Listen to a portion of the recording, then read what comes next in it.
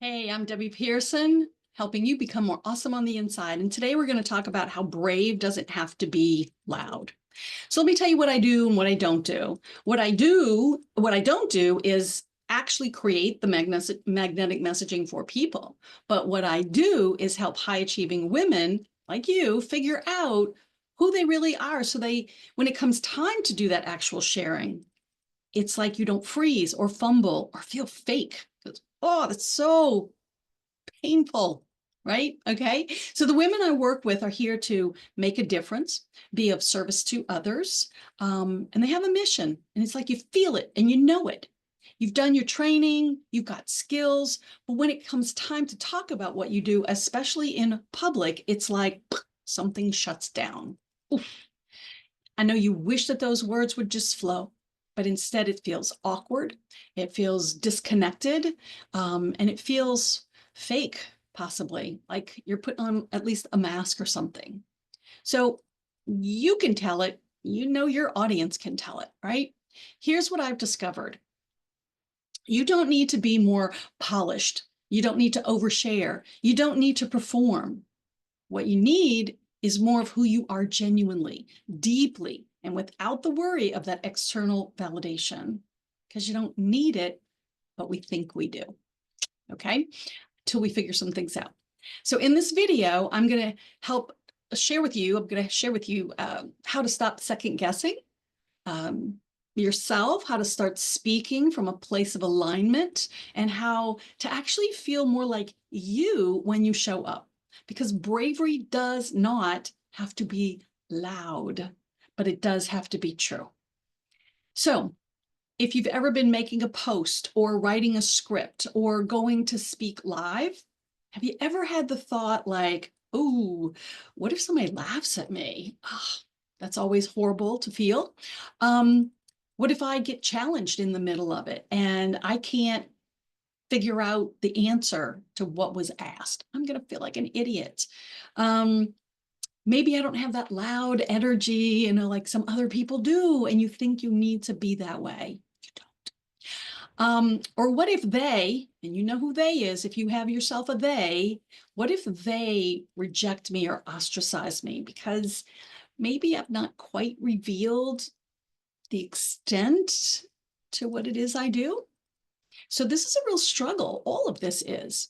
So becoming brave isn't about being perfect or about having all the answers. And it's not about watering down your message out of fear, but it is about being grounded in who you are, so authentic to yourself that you just don't need any longer that external validation to stand tall. Even if somebody does laugh, even if somebody doesn't understand what it is you do, and yes, even at the possible risk of being rejected. Authenticity is about honoring yourself. So we talked about loud isn't brave, but also brave's not necessarily loud, right? We've been taught a certain way that brave looks: bold, commanding, that courage to just get in there and do the thing, get that job done. But for that quieter, high achieving woman like me, that high intensity makes me feel fake. It's like I'm putting on a costume, I'm performing, and I'm trying to be somebody that I'm not. I do want to say if you are a natural performer, because there's a lot of introverts that are, that's awesome. Go for it. Do your thing. Be true to you. But if it's not who you are, I want you to know you don't have to perform, but you do have to be real. You have to speak your truth without shrinking it to fit someone else's comfort or their ideas of who they think you should be. So that part where they want, that's not your job. It's not your job at all. Your job is to show up with what you've got right now, what you've learned already, because somebody needs it. And I know you know it. That's why you do what you do. But if you've been nodding your head with me as I've been talking about this stuff, then there's this void that lives inside of you, one that needs to get filled. So Here, let me give you just a little tip for like the next time you're trying to create something. Think about it, about what you're doing, and think, is this me and being true to me, or am I doing this because I think I'm supposed to? Okay. So the next thing I wanted to talk about is sharing your truth does not mean oversharing, right? So let's talk about how that goes. Sometimes people think being authentic means being vulnerable and spilling everything. But speaking your truth doesn't mean dumping out your life on the internet. Mm-mm. You can absolutely protect the sacred parts of your story. That's not hiding, that is discernment. And that's integrity. And it is honoring who you are inside, right? So it doesn't mean, though, that you can't share the lesson, what you learned. Like the time when I told a family member no, when I said no to their requests, and I got fussed at for it. I kind of shared some of that online, saying that I said no, but not all the details of the request or the person's name or whatever like that, but just a high level overview of what happened and then how I handled it. Because there was a time when I would have caved to that person, but this time I didn't. And I felt the need to share with other people the benefits of honoring what I knew was in my highest good, not in their highest good, but in my highest good, what was true and right for me. So brave does mean or equal honest presence. Right? I think most of you are already confident. Maybe sometimes you don't fully trust yourself. But here's what I see all the time. Confidence and self-trust show up at different times. You can be confident, something happens, you wobble a little bit, but then you trust yourself enough to realize, hey, something's missing, and you go find it.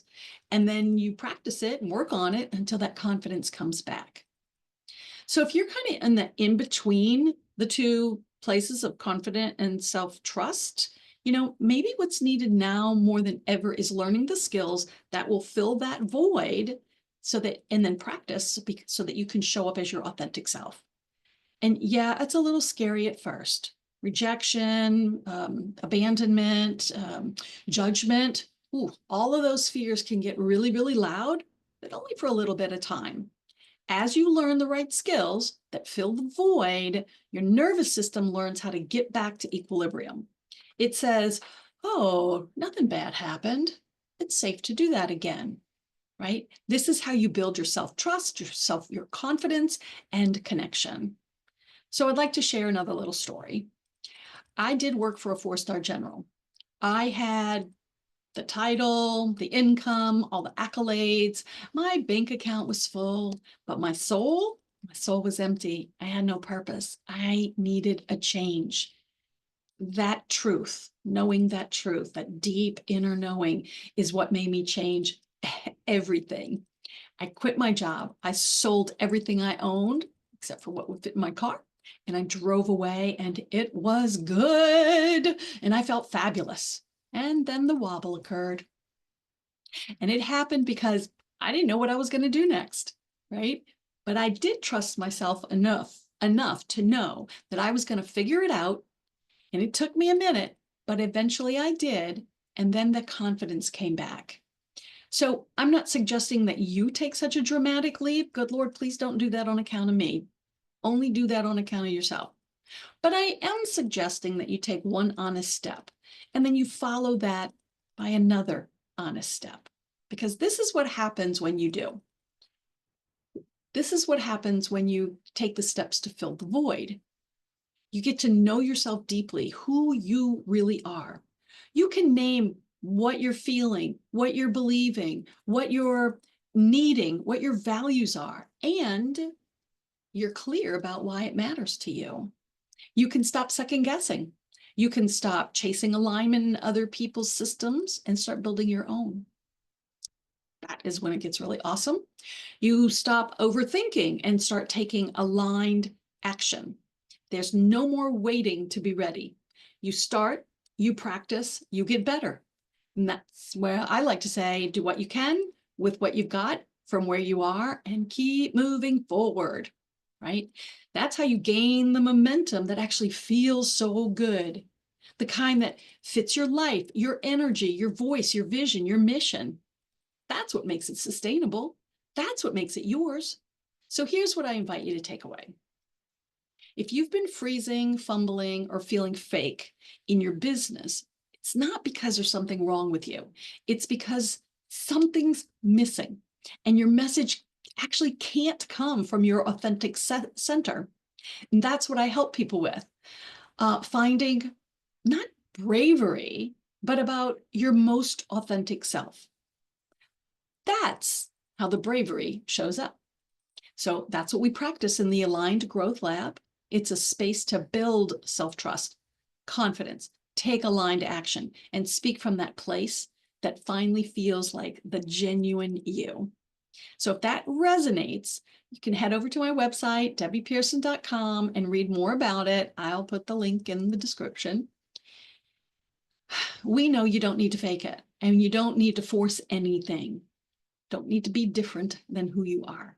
You just need a structure that helps your truth move forward. So thank you for watching. I'd love to walk that path with you. Again, I'm Debbie Pearson, helping you become more awesome on the inside.